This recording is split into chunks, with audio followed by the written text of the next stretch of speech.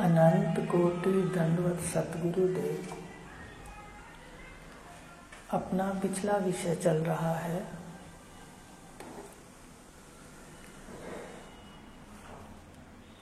कि महावाक्य जो कह दिया उपनिषदों में आखिरी बात है, जीवन के ज्ञान की आखिरी बात, इसलिए वेदांत कहा। वेद माने जानना और अंत माने जहाँ जानने का भी अंत हो जाए, माने सारा कुछ जान करके लय हो जाए, कुछ जानना शेष न रहे, वो वेदांत है। तो महावाक्य का शोधन बताया कि वह तू है, तत्वम असि। तो एक उदाहरण हमने लिया था, तत् कहते हैं वह को, ईश्वर को, और त्वम कहते हैं जीव को। ईश्वर भी ब्रह्म है और जीव भी ब्रह्म है। भेद कहाँ है?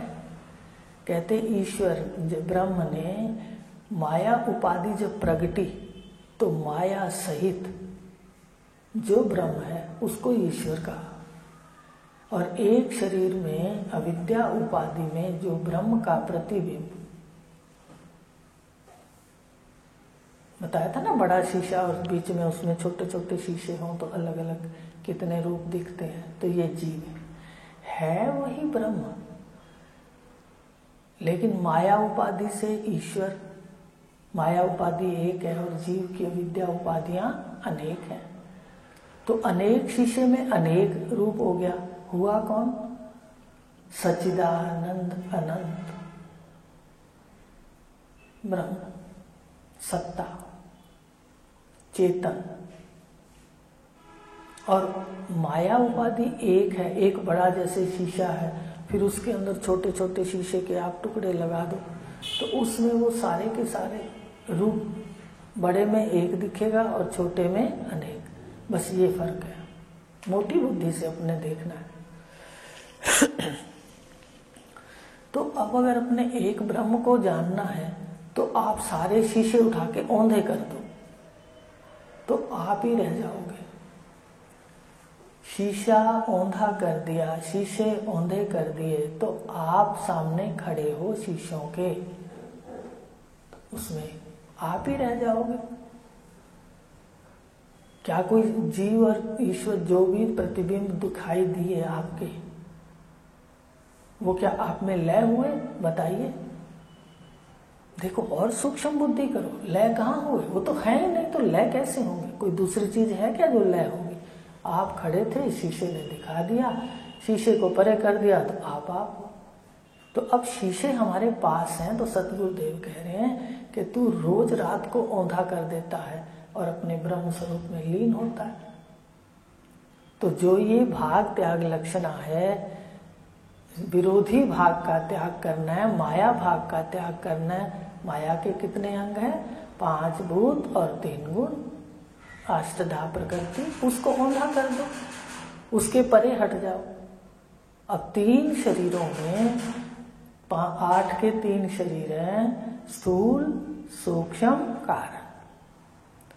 स्थूल में बैठे हैं, सूक्ष्म में स्वप्न लेते हैं, देखते हैं, और कारण में सारे संस्कार हमारे बीज रूप हो जाते हैं। सुषुप्ति में बीज है। तो कारण शरीर को ईश्वर नहीं निवृत्त करता। 2 शरीर रोज ही भाग त्याग लक्षणा हो रही। आज देखना भाग त्याग लक्षणा को, पहले संसार को छोड़ते हो, फिर शरीर को हम भूलते हैं, फिर हम मन को भी छोड़ करके अपने स्वरूप में अद्वैत में बैठे होते हैं, गहरी सुषुप्ति। पर वहां बीज तो है। तो देखो ईश्वर भी हमें समझा रहा है कि तू असंग निरोध है। जागृत आई, जागृत चली गई, तू तो है। फिर स्वप्न आया, स्वप्न चला गया। लेकिन सुषुप्ति में ये जो तीसरा शरीर है, इसको सद्गुरुदेव ज्ञान से नष्ट करते हैं। इसलिए ब्रह्मज्ञानी जब ज्ञान हो जाता है तो 2 शरीरों से व्यवहार करता है, अज्ञानी 3 शरीरों से व्यवहार करता है। समझते जाओ बात को। तो अब ये भाग त्याग ईश्वर भी रोज कर रहा है, अब इसको देखना शुरू करना है। ठीक है, आपके पास ये किताब उठाने की जरूरत नहीं, जब सो तो देखो, सुबह उठो तो कहो देखो कैसे, फिर ओढ़ लिए मैंने सारी चुनरियां ओढ़ ली, सूक्ष्म की ओढ़ ली, स्थूल की ओढ़ ली, फिर अपने आकार की ओढ़ ली, रिश्तेदारों की ओढ़ ली, पुत्र पति की ओढ़ ली, पत्नी की ओढ़ ली, सारी चुनरियां ओढ़ ली, अपने स्वरूप को ढक लिया। तो ये भाग त्याग तो ईश्वर के द्वारा भी हो रहा है, लेकिन गुरुदेव बता रहे हैं कि माया का जो भाग है उसको त्याग करने पर सारा वर्ग सर्वम खल इदम ब्रह्म। माया सहित कोई जीव है, कोई ईश्वर है। माया के अगर भाग त्याग कर दो, स्थूल सृष्टि, सूक्ष्म सृष्टि और कारण सृष्टि, माया जिसमें संस्कार रहते हैं जगत के, जीवों के, वो अगर गुरुदेव उसको ज्ञान दे देते हैं कारण शरीर का, तो ये तीनों लय होकर के आप अपने स्वरूप में हो। तो इस प्रकार बताया कि तीन भाग जो हैं, स्थूल सूक्ष्म कारण, ये माया के हैं, अष्टधा प्रकृति के, ये आत्मा के विरोधी हैं। विरोधी माने विपरीत है। आत्मा सच्चित आनंद और यह असत्य जड़ और दुख। दुख कहाँ पर विराजमान है? कहते हैं इन तीन शरीरों के अंदर विराजमान है। आप सुषुप्ति में तीनों शरीरों से परे हो, तो कोई एक बता देवे कि सुषुप्ति में मुझे बड़ा दुख है, सुषुप्ति में आनंद है, आप हो, आपका स्वरूप है। तो ये भाग त्याग करना है, ये है भाग त्याग लक्षण। तो भाग माया भाग का त्याग करके जो शेष है वो अशेष है। भगवान ने भी कहा है कि मैंने तुझे सारा कुछ बता दिया, ठीक है, अपने पास शेष में नहीं रखा, अब तेरी जो इच्छा है वो कर। देखो फिर भी जबरदस्ती नहीं करी। ये पूर्ण ज्ञानी के लक्षण है। कर, अब चुन लो तुम, तो मनन किया करो तभी चुनेंगे। तो तीनों भागों का त्याग करके साक्षी जो है, इधर जीव साक्षी, उधर ईश्वर साक्षी, ये ब्रह्म है। माया सहित वही ब्रह्म ईश्वर है, अविद्या सहित वही ब्रह्म जीव के रूप में है। और कहा भी है उपनिषदों में, तत्सृष्टवा तदेव अनुप्राविश्यत, उसने सृष्टि को रचा और जीव रूप से बैठ गया। वहां तो है कि रचा, बैठा किस रूप में? उन्होंने कहा कि रच के बैठ गया, तो बैठा जीव रूप से। अब उपनिषदों में ईश्वर को भी एक जीववाद के अंदर एक जीव ही कहा है, और ये सब जीवाभास कहे। जैसे आप फोटो खिंचवा लो, ठीक है, फिर उसके बाद आप प्रतियां बनवा लो, कहते हैं ना प्रतियां और बनवा लेते हैं, ऐसे उन्होंने कहा। अलग अलग ऋषियों ने समझाया, जो आपको बात समझ आती है उसके द्वारा समझ लो। लेकिन ये बहुत आसान है कि रोज हम तीनों शरीर दो उतारते हैं, तीसरा गुरुदेव ज्ञान से उतार देंगे। तो भाग माया का त्याग करके सत्ता प्रकाशक की आपकी एकता है। ऐसे तो जीव ईश्वर एक नहीं हो सकते, जीव सीधा सीधा ब्रह्म नहीं हो सकता उपाधि के साथ, ईश्वर सीधा सीधा माया उपाधि के साथ ब्रह्म नहीं हो सकता, एक जीव दूसरे जीव जैसा अद्वैत नहीं हो सकता, एक का गुण अलग है दूसरे का अलग है। यहाँ पर एक जैसा दूसरा है ही नहीं, अद्वितीय तत्व है। बस यहीं पर हमारे को सृष्टि समझाती है कि तुम क्यों द्वैत में फिरे हो। जो द्वैत में घूम रहा है उसको गुरु नहीं मिले तत्वज्ञ। देखो सृष्टि में ही अद्वैत है, तो द्वैत कहाँ से होगा बताइए? आपकी आंख से किसी दूसरे की आंख की शेव नहीं मिलती, कितना बड़ा आश्चर्य है। आपकी भौं से किसी की भौं नहीं मिलती एक जैसी, अद्वैत है। तो द्वैत किस लिए सत्य है? द्वैत में व्यवहार है, द्वैत में वर्तन है, याद रखना। आप स्टील की चदरें ले आओ, उसमें वर्तन नहीं है, पर स्टील के बर्तन द्वैत बनेंगे, रूप और आकार होगा। कोई चम्मच है, कोई प्लेट है, कोई डोंगा है, कोई कढ़ाई है, कोई टोपिया है, तो बर्तन में बर्तन है, इसलिए अद्वैत है। ध्यान से देखें तो द्वैत तो ईश्वर ने लीला के लिए रचा है। जैसे हम बर्तन लाते हैं व्यवहार के लिए, ऐसे ये बर्तन बरतने के लिए है, व्यवहार के लिए है। बाकी एक मेव अद्वयम ब्रह्म है। तो इस प्रकार ये बताया, माया भाग का त्याग सीधा कर लेना। अब दूसरा फिर आगे बात आई कि जब हम संसारी ज्ञान लेते हैं तो उसमें हमें कोई ना कोई उसका रिजल्ट या फल मिलता है। मान लो हमें कोई कार्य किया, घर में खाना बनाने के लिए किया, या दफ्तर में जाकर कोई फाइल देखने के लिए, बनाने के लिए किया, तो जब हम कर लेते हैं तो उसका हमें फल मिलता है कि भाई हाँ ये चीज़ हमारी पूर्ण हो गई, अब ये इसका मुझे फल मिलेगा। हर कार्य के पीछे फल है। हर संसारी कार्य के पीछे, परमार्थी कार्य के पीछे तत्व ज्ञान के अलावा अध्यात्म योग कहा भगवान ने गीता के अंदर। इसको, ये जो अपनी विद्या है, इसको अध्यात्म योग कहा है। तो ये जो ज्ञान है, इसके बिना सारा द्वैत में है, फल मिलेगा। कोई भी आप अच्छा कर्म करो तो भी लिखा होगा फल। तो जहां पर कर्म है वहां पर अच्छा भी है फल, और उसके साथ साथ बुरा भी है, मिश्रित है। तो यहाँ पर जो है, जब हम ज्ञान लेंगे तो इसमें वृत्ति हमारी ब्रह्म शब्दाकार, ब्रह्माकार वृत्ति कभी नहीं होती, याद रखना। शब्दों में लिखा होता है ब्रह्माकार वृत्ति, ब्रह्म के आकार की वृत्ति हो गई तो तुम्हारी वृत्ति बड़ी हो गई। समझते हो बात को? तो जो पूर्ण सतगुरुदेव हैं वो जानते हैं कि ब्रह्म शब्दाकार वृत्ति होती है, ब्रह्माकार वृत्ति नहीं होती। ब्रह्म शब्दाकार वृत्ति के अंदर आपकी व्याप्ति होगी। कहते ना व्यापक है, आकाश से भी सूक्ष्म है, ये भी कहते हैं आकाश से सूक्ष्म है और सूर्य जैसा प्रकाशक है। तो अब हमारा एक मन के अंदर एक वृत्ति बन जाती है कि भाई हाँ इतना विशाल है, इतना प्रकाशक है, लेकिन उसके प्रकाश के अंदर प्रकाशना तो है पर जलाना नहीं। समझ रहे हो? तो अपनी एक वृत्ति बन जाती है, सबकी वृत्ति बन गई होगी कि कैसा व्यापक है, कैसा आकाश से परे है। एकदम विशाल वृत्ति करके आप विशाल, और आप चिंतन करते हो किया करो। अगर नहीं करते तो उसमें वृत्ति व्याप्ति तो है, हमारी वृत्ति ब्रह्म शब्दाकार व्याप्ति तो है। व्याप्ति के बिना आप निवृत्ति नहीं होगी, याद रखना। जब तक हमारी वृत्ति देह से ऊपर उठ करके ब्रह्मांड को सामने रख करके इतनी विशाल नहीं बनेगी, तब तक ब्रह्म शब्दाकार वृत्ति नहीं बन सकती।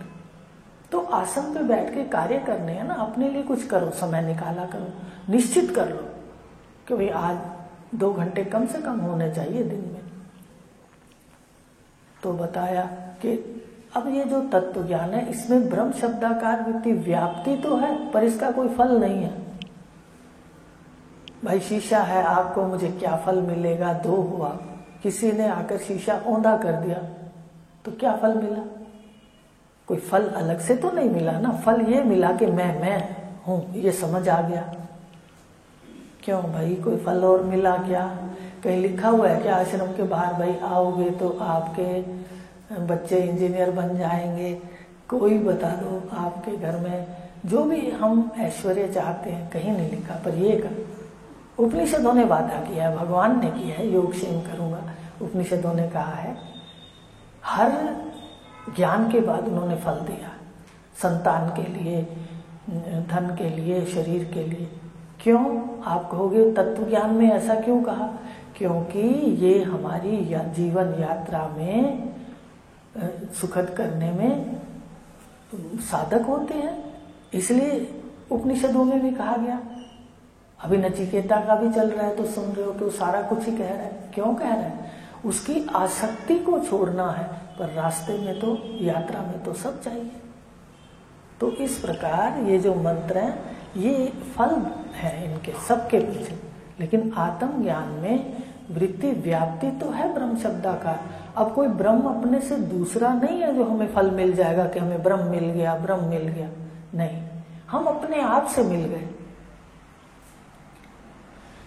पहले कभी मिले थे अपने आप से, पता था? आज पता होता है। सारे शरीरों को उतार करके रोज सदा अपने आप में बैठा करो, काम करते हुए भी अपने आप में बैठे रहो, काम करते रहो, इंद्रियां करती रहेंगी। और कैसा काम होगा? वो सतोगुणी होगा, याद रखना। बिल्कुल अंतःकरण शांत होगा और अब काम कर रहे हो सारा। तो इस प्रकार कहा कि ये जो वृत्ति व्याप्ति है, जो आत्मा का ज्ञान है, ये भाग त्याग लक्षणा है। इसमें वृत्ति व्याप्ति तो होगी ब्रह्म शब्दाकार, पर फल कोई अलग से नहीं मिलेगा कि भाई मुझे फल मिल गया, मेरे यहाँ पुत्र होगा, कोई फल मिल गया कि मेरे पति की बहुत बड़ी नौकरी लग जाएगी, फल मिल गया कि पत्नी स्वस्थ रहेगी। ये जो फल है वहां कुछ नहीं है। वो तो उन्होंने सब कह दिया कि तत्वज्ञानी के सब माया अनुकूल हो जाती है और शर्माती है कि इसको मेरा पता चल गया असलियत, तो सामने नहीं आती, ऐसा कहते हैं। लेकिन फल अलग से नहीं है, फल अपना आप है। अरे ये बात समझ में, कोई दूसरी चीज नहीं मिली हमें। इस ज्ञान को इतना मत्था खपाई करी, इतना सब कुछ लिया, फल क्या मिला? मैं अपने आप से बात करने लगा, मैं अपने आप से मिल गया। शीशा औंधा किया तो हमें समझ आ गई कि भाई मैं ही मैं हूं। शीशा है तो भी मैं हूं और शीशा नहीं है तो भी मैं। और ये जगत, उसके लिए तो रामचरितमानस के अंदर भी कह दिया, स्वार्थ लाग करे सब प्रीति। सुनो क्या क्या कहा, जो आपको कहते हैं ना कि देवता भी लेन देन करते हैं, परिवार लेन देन करता है, तो देवता में भी पढ़ो, उसमें कहानी में लिखा होता है पहले ये दो फिर लो। अगर मान लो कोई त्रुटि हो गई तो वहां दिक्कत है। तत्व ज्ञान में कोई दिक्कत नहीं। भगवान ने कहा अगर तू आखिरी समय में भी भूल गया कि मैं आत्मसत्ता हूं, अपने में स्थिति से शरीर पर आ गया, किसी रिश्तेदार ने यूं समझ लो वासना में ले आए या मोह में ले आए, तो श्रीमान धीमान जो कर्म से भगवान ने कहा मुश्किल मिलता है, वो ज्ञान से आसानी से मिलता है। मुझे दिखता है मेरी बहन भाइयों, इसलिए आपको बार बार कहती हूँ समय दिया करो इसमें। देखो साल लगता है और फटाफट निकल जाता है। अभी फरवरी गई, कल से मार्च है, समझ ही नहीं आती इतनी जल्दी, कितनी जल्दी ये समय जा रहा है। तो हमें हिसाब तो लगाना चाहिए ना समय का। तो बता रहे हैं कि भाग त्याग लक्षणा में वृत्ति व्याप्ति तो है ब्रह्म शब्दाकार, और फल व्याप्ति नहीं है। फल कोई दूसरा नहीं है, आप ही हो। समझ आ गई बात कि ब्रह्म विद्या में, ब्रह्म तत्व ज्ञान में वृत्ति व्याप्ति तो है। वृत्ति को व्याप्त करो, व्याप्त करो, खूब व्याप्त करो। भगवान ने अभी कहा है यूं मेरी धुन छाने से मुझ में मिल जाएगा, धुन छा जाए। संसार सब लेन देन है, सुर नर मुनि जन की ये रीति, कहा तुलसीदास जी ने। स्वार्थ लाग करे सब प्रीति, देवताओं का नाम भी ले लिया। तो सत्य तो कह रहे हैं, आपको तो समझाते हैं रोज कि लेन देन है, हम करेंगे वो हमारा भी अच्छा करेंगे। मान लो हम नहीं कुछ करते तो वो नहीं होगा, वहां से देवता शांत बैठे हैं। तो इस प्रकार जहां आने से सब कुछ मिले, पुण्य मन के शोधन जरूरी है। अगर मन के अंदर छल कपट है तो उसकी आपको गति नहीं बताते, क्योंकि नेगेटिव मेरे मुंह से निकलता नहीं है, लेकिन बड़ी तेज तीव्र गति है, गलत गति है। ध्यान से सुनो, कपट और चोरी, मन का कपट बिल्कुल नहीं रखना है। यहाँ पर वो साधना फलीभूत नहीं होती। और शास्त्र में जो तत्व ज्ञान के गुरुदेव हैं, उन्होंने शास्त्र की बात बताई कि वो 2 गतियां होती हैं उसकी, और जो बड़ी निकृष्ट गतियां हैं, तो बताया गुरुदेव ने कि आते ही पुण्य पूंजी शुरू पर मन का निरीक्षण, भगवान ने भी कहा मनोनिरीक्षण। तो भाग त्याग लक्षणा वृत्ति व्याप्ति तो है, पर फल व्याप्ति दूसरी नहीं, अपना आप है। तो अब कहा गया कि वृत्ति व्याप्ति और फल व्याप्ति संसारी में है।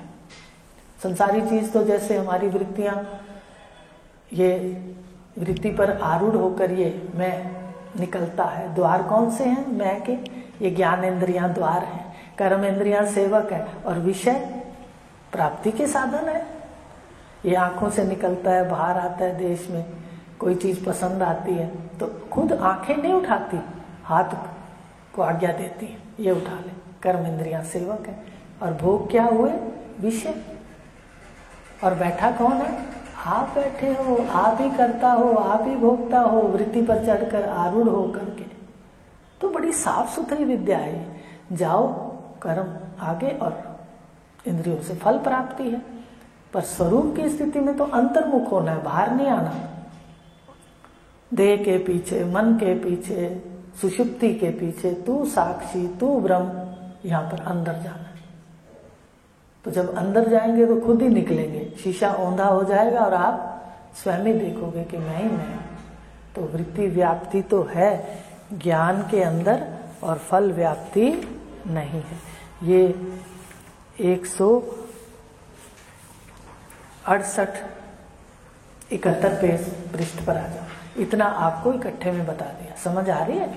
ये पढ़ लेना और इसमें आप ये देख लेना, महावाक्य का शोधन भी शरीर में भी देख लेना, फिर वृत्ति व्याप्ति को देख लेना, कैसे वृत्ति बाहर जाती है और कैसे अंदर जाके अद्वैत में उतरती है और बाहर द्वैत में। ठीक है, तो अब बताया कि ये जो महावाक्य है इसका शोधन कैसे किया जाए। इसका लक्षणा रीति से जीव और ब्रह्म की एकता है, अद्वैत के दर्शन साक्षात है। अद्वैत का साक्षात किस रीति से होगा? कहते हैं वो लक्षणा रीति से होगा। तो हर शब्द में जो है, जैसे बोल रहे हैं, हर शब्द में एक शक्ति होती है, हर शब्द की शक्ति है। अभी इतने सुंदर शब्द सुन रहे हो आप, कितने उत्साहित हो रहे हो। अभी कोई आकर गाली दे दे, सही है बात है? अभी आप बैठे हो इतने शांत, इतने खुश, इतने में आकर कोई गाली दे देता है, उसी समय सारी वृत्तियों का, शुभ वृत्तियों का नाश हो जाता है। देखते हो क्या है ये? शब्द की शक्ति। इसलिए ध्यान देना है, शब्द से सृष्टि होती है। बोलते वक्त जरूर विचार करना है कि हम क्या बोल रहे हैं। हमें करते वक्त भी विचार होना चाहिए। सबसे पहले अपने गुरुदेव के एक निष्ठ हो जाओ। जिसकी जितनी श्रद्धा अटूट होगी उसका उतना जल्दी उद्धार होगा और ज्ञान फलीभूत होगा। अब हमने सब छान लिया, हमें इन जैसा ज्ञान कहीं से नहीं मिला, और ये बात कृष्ण भगवान की आखिरी बात है। तो बस निष्ठ हो जाओ फिर, और जितनी जल्दी हम एक निष्ठ होते हैं तरक्की उतनी जल्दी होती। तो बताया कि ये जो महावाक्य है, इस शब्द की शक्ति है। ये शब्द की एक तो सीधी सीधी शक्ति है, गाली, अभी सत्संग सुन रहे हो, मन शांत है, और अगर आपको गाली इसी वक्त दे दी जाए यहीं से, तो आपके मन एकदम उथल पुथल में आ जाएंगे, आएंगे। तो इसका मतलब शब्द में शक्ति है। ब्रह्म प्रकाश में भी दिया है कि वाणी के दोष मत प्रयोग किया करो, उसको नोट करो। ये नहीं कि सुन के छोड़ दो, उसको देखो हमारे व्यवहार में हम कितना करते हैं। ऐसे थोड़ी हम कहें हम मर्जी से चलेंगे। तो भगवान ने कहा कि जो शास्त्र आज्ञा नहीं माने इच्छा से अपने चले। हम इच्छा से चलेंगे ना सिद्धि मिले, भगवान ने कहा है उनकी वाणी से। यही आपको पहले बता दिया। एकदम कदम रखो और निष्ठावान होते जाओ, आसपास के झाड़ियों को झाड़ते जाओ। जितना इस तरह से रहेंगे उतना ही जल्दी ज्ञान अंतःकरण में आएगा।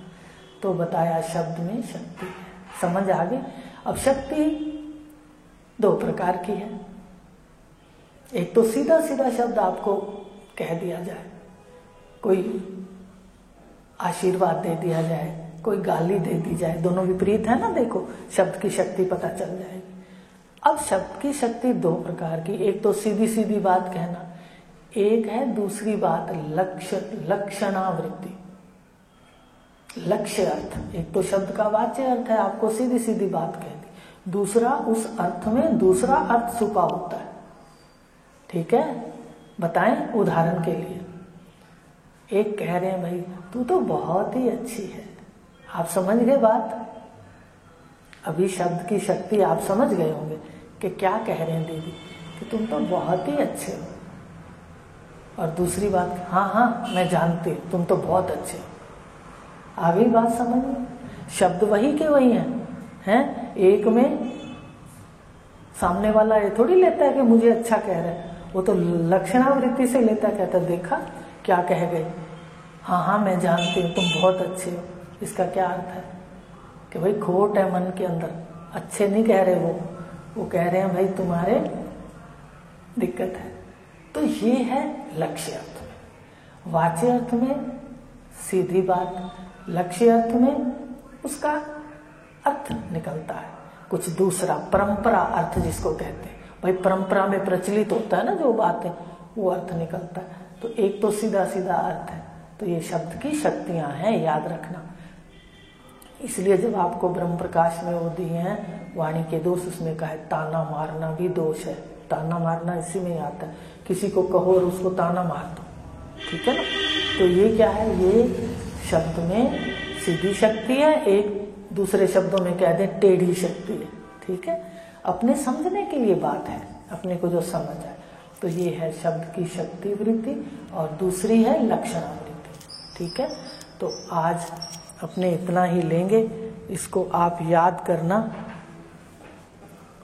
ठीक है, क्या क्या है फिर से सुनना पड़ेगा। आज काफी सारे विषय दे दिए, थोड़े मन कहता है कि भाई साथ के जुड़े हुए हैं तो याद रखना, दोहरा लो इसको। पहले तो भाग त्याग लक्षणा, ठीक है, उस भाग त्याग लक्षणा के अंदर वृत्ति व्याप्ति और फल व्याप्ति। संसारी में वृत्ति व्याप्ति भी है, फल भी व्याप्ति है, लेकिन परमार्थी में आपने अंतर्मुख होना है। यहाँ वृत्ति व्याप्ति तो है पर फल अपने आप से मेल हो जाएगा। फल व्याप्ति कोई दूसरी नहीं है, वो बाहर जाना है और ये अंदर। समझ आ रही है बात। उसके बाद कहा कि भाई ये वृत्ति व्याप्ति है, फल व्याप्ति है।